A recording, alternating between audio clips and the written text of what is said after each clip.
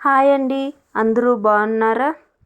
అందరికీ ముందుగా happy Christmas స్పెషల్గా ఈరోజు మనం లావా కేక్ ఇంట్లోనే ఎలా తయారు చేసుకోవాలో చూసేద్దాం.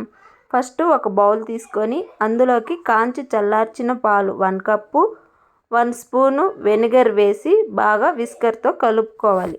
మనం పాలు ఏ కప్పుతో తీసుకున్నామో అదే కప్పుతో 1/4 cup maida, 1/2 cup cocoa powder, 1/2 cup sugar, అలాగే baking soda 1/4 spoon, idli soda 1/4 spoon, vanilla essence 1/4 spoon, 5 స్పూన్ల సన్ఫ్లవర్ ఆయిల్ వేసుకొని ఇప్పుడు మనం వీడియోలో చూపించిన విధంగా విస్కర్తో బాగా కలుపుకోవాలి క్రీమీ టెక్స్చర్ వచ్చే వరకు.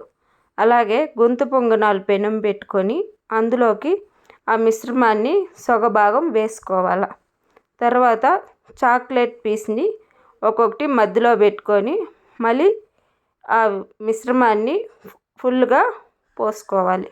తర్వాత ఒక 10 మినిట్స్ మూత వేసుకొని పెట్టుకున్నామంటే లావా కేక్ ఎంతో ఈజీగా తయారైపోతుంది.